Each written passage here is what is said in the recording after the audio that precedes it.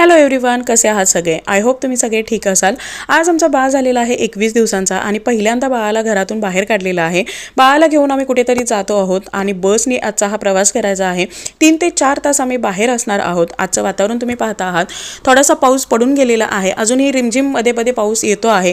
वातावरण खूप जास्त थंडही नाही आणि खूप जास्त गरमही होत नाही, परंतु पाऊस असल्या कारणामुळे थोडासा दलदल वाटते आहे किंवा थोडासा प्रवास एवढा म्हणावा तेवढा असा छान वाटत नाहीये आणि बाळाला पाऊस लागू नये यासाठी पुशचेअरला सुद्धा आम्ही कव्हर घेतलेला आहे। आजच्या व्हिडिओमध्ये मी तुमच्यासोबत हे शेअर करणार आहे की बाळाला जेव्हा तुम्ही बाहेर काढता किंवा बाहेर घेऊन जाता तर त्यावेळी कोणकोणत्या अशा गोष्टी आहेत की ज्या तुम्हाला सोबत कॅरी करायच्या आहेत, ज्यामुळे बाळ आणि पॅरेंट्स सुद्धा कम्फर्टेबल राहतील। ज्या काही गोष्टी तुम्हाला आवश्यक आहेत त्या सगळ्या गोष्टी जर तुमच्या हँडी असतील तर तुम्हाला प्रवास हा खूप जास्त हेक्टिक वाटणार नाही। मी सुद्धा माझ्यासोबत काही गोष्टी आज कॅरी केलेल्या आहेत ज्या तुम्हाला मी या व्हिडिओमध्ये दाखवत आहे। सगळ्यात पहिल्यांदा तर तुम्हाला सॅनिटायझर घेणं गरजेचं आहे। बाळासोबत तुम्ही बाहेर जात असताना तुमच्याकडे अशी एक बॅग असावी की ज्या बॅगमध्ये तुम्ही फक्त बाळासाठी लागणाऱ्या गोष्टी ज्या आहेत त्या तुम्हाला ठेवायच्या आहेत।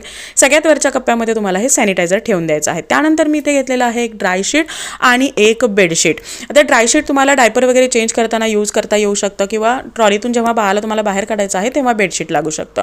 त्यानंतर हा एक छोटासा रुमाल घेतलेला आहे जो अतिशय सॉफ्ट आहे। बाळाने उलटी केली किंवा काही पुसायचं असेल तर ते मला कामी येणार आहे।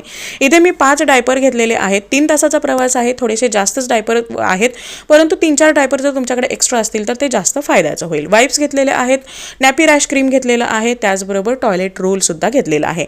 इथे बाळाचे मी 3 ड्रेस एक्स्ट्रा घेतलेले आहेत वेगवेगळ्या टाईपचे आणि त्याचबरोबर इथे स्नॅक्स सुद्धा घेतलेला आहे। मध्ये आधी भूक लागली तर मी ते माझ्यासाठी किंवा अद्वैतसाठी कामी येणार आहे। गरम पाण्याची बॉटल इथे घेतलेली आहे आणि त्यासोबतच तुम्हाला एक घ्यायचं आहे असं हे जॅकेट। हे जे जॅकेट आहे हे खूप गरमही नाही किंवा म्हणजे खूप जाडही नाही किंवा खूप पातळही नाही, थोडंसं सैलसर असणारं हे जॅकेट आहे। जर इन केस आधेमध्ये मला कुठे बाळाला फिडिंग करावं लागलं तर हे जे जॅकेट आहे हे मला कामी येणार आहे। तुमच्याकडे जर ब्रेस्ट फिडिंगचं कफ्तान असेल तर तुम्ही ते घेऊ शकता। तसे तर मला याची गरज नाही, कारण मी जिथे जाणार आहे तिथे ब्रेस्ट फिडिंगसाठी सेपरेट एरिया आहे। मी तिथे बाळाला फिडिंग आरामामध्ये करू शकते। बाळ फॉर्म्युला फीड घेत असेल तर त्यावेळी तुम्हाला बाळाच्या फॉर्म्युला रिलेटेड बॉटल्स असतील किंवा आणखी जे काही सामान आहे हे सोबत घ्यायचं आहे। त्यानंतर इथे एक स्लिपिंग बॅग घेतलेली आहे। तुम्ही बाळाला जर हातामध्ये कॅरी करणार असेल, खूप थंडी असेल तर त्यावेळी हे कामी येणार आहे। एक टॉवेल मी घेतलेला आहे। त्यानंतर एक एक्स्ट्रा ड्रेस तुमच्यासाठी घ्यायचा आहे। जर तुमचा ड्रेस बाळाने घाण केला तर त्यावेळी तुम्हाला तो चेंज करायला इझी पडेल आणि अशी ही बाळासाठीची बॅग तयार झालेली आहे। ही जी एक हॅट मी घेतलेली आहे जी बाळाला मी आता घालणार आहे। त्यासोबतच कारसीटमध्ये हे एक ब्लँकेट सुद्धा असणार आहे ज्यामुळे बाळ बाहेरही उबदार राहायला मदत होईल। या सर्व गोष्टी सोबत असतील तर तुमचा प्रवास हा आरामदायी व्हायला मदत होईल। आता आम्ही बाहेर कशासाठी गेलो होतो हे मी पुढच्या व्हिडिओमध्ये तुम्हाला जरूर सांगेन। भेटूया नवीन व्हिडिओमध्ये।